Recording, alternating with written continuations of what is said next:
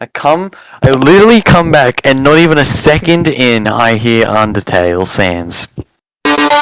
Hello everyone and welcome to the Pogcast with Why Does This Exist & Co. Today we are going to discuss how Sarah I don't know how to pronounce that, Koenig. of podcast Serial exercises authority over the text to sway our opinion of the Adnan Syed case. On the 13th of January 1999, Hae Min Lee, a student at Woodlawn High School, disappeared without a word. On the 9th of February, her body was found in Leakin Park. That's my birthday. That's not epic. Not epic. The body was found by a janitor who said that he'd stopped to take a leak on his way to work. He noticed a bit of black hair poking out of the ground. Her cause of death was eventually found to be strangulation. A few days after the body was found, the police got a tip pointing to a man named Adnan Syed. Adnan was then arrested for her murder and spent all of his life after that moment in prison. You sound like a guy from a documentary. With that That's brief cool. summary out of the way, what's everyone's opinions? To be frankly honest, I think the whole investigation seems a bit iffy, but I want to hear your thoughts on it. I think he was probably innocent because in episode 10, Adnan's mother even says the case may have been rigged, saying, I still believe, because we were Muslim. There's a discrimination. And everybody feel, the whole community, because it was a Muslim child, that's why they took him. It was easy for them to take him than the other people. We still don't know why they're doing it. But again, I said discrimination. Because we are Muslim and we are, minor in this country. So that's why they took Adnan. This idea You're is Muslim? further backed by a quote from Sarah later that same episode. Another teacher I talked to told me she was terrified at the time that Adnan's relatives were going to come after her for talking to the detectives. She told me she assumed his parents were evil. So yeah, I think he's innocent because the case was very clearly biased against him due to him being a Muslim. You only think that because that's what Sarah wants you to think.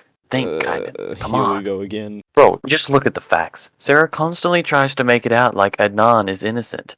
I mean, within the first few minutes of the podcast, she's already trying to position you on her side, saying, It's really hard to account for your time, in a detailed way, I mean. How'd you get to work last Wednesday, for instance? Drive? Walk? Bike? Was it raining? Are you sure? Did you go to any stores that day? If so, what did you buy? Who did you talk to? The entire day, name every person you talked to. It's hard. Now imagine you have to account for a day that happened 6 weeks back. It's painfully obvious that she's trying to plant in your head that it's nearly impossible to recall what the police are asking of them, as if that's all their accusations are based on. To be fair, I do think she tends to leave out or gloss over information that contradicts what she says or thinks, and therefore what she wants us to think. For example, she leaves out a large amount of information from the letters sent by Asia McLean, like the fact that she did in fact try to schedule a meeting with Adnan's lawyer. There are examples like this all throughout the series of her exercising her authority over the text. She tends to use a wide variety of techniques to do this. A few common techniques used in her podcast are rhetorical questions, tone, music, appealing to empathy, and inviting special guests to talk about Adnan and his case. She asks a lot of rhetorical questions in an attempt to make listeners more curious and interested in what she's saying, paying more attention and buying into her lies. Oh, so you're talking about, like, when she describes Adnan and says, Could someone who looks like that really strangle his girlfriend? like, she's just trying to get you on her side. Exactly. She even talks in a sort of conversational tone, like the entire podcast, to make it feel like a friend just chatting with you about some gossip, making you more likely to believe what she's saying. She even gets the music in on it. She plays really sad music when she's talking about reasons he may have done it, but plays happy and upbeat music for evidence saying he's innocent. She also appeals to the audience's senses of empathy a lot throughout this podcast.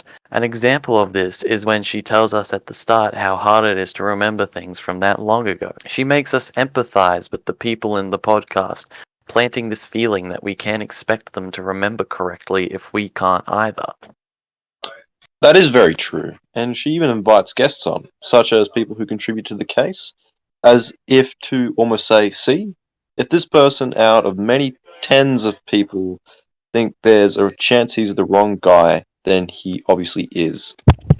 Sarah also uses authority of the text, but I'm not nearly smart enough to explain what that is, so I'll let Jasper do it instead. I'm the smart one. Authority of the text is reliability of the text itself to accurately portray the author's intentions.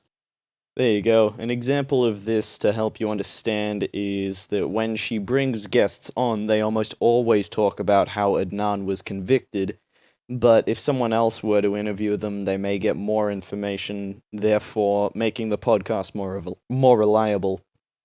I don't know why Sarah is even presenting this podcast in the first place. She even says to us outright in the first episode she's not qualified to do it, but whatever. Podcasts, though, can have great impact on society as a whole, as they are easy to listen to and so get a massive following very easily. Serial gained its following and left many people thinking that Adnan is innocent because of Sarah, the experts she interviewed, and the way they portray the case, and it was actually briefly reopened to examine things such as letters Asia had made, the DNA and fibers found on Hay's body, and witnesses who remember seeing Hay after that 21-minute time frame that the earlier trial came down to.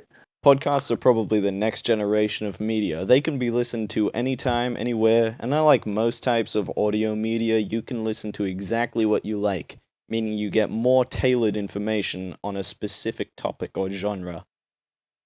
So wait, so stuff like sports, gaming, comedy, and politics, romance, and true crime? Romance. Yep, you can listen to shows about virtually anything, virtually anytime, virtually anywhere. That's virtually epic. Plus, almost anybody can make a podcast since basically everyone carries a microphone in their pocket and has the ability to upload recordings to the internet. Yeah, well, that should about wrap us up for today. Just remember to subscribe, rate 5 stars, and buy a Ninja microwave, the only microwave that makes your food more radioactive than a nuclear reactor meltdown. We harnessed the power of a nuclear bomb and stuffed it into your microwave. Very smart. Typo!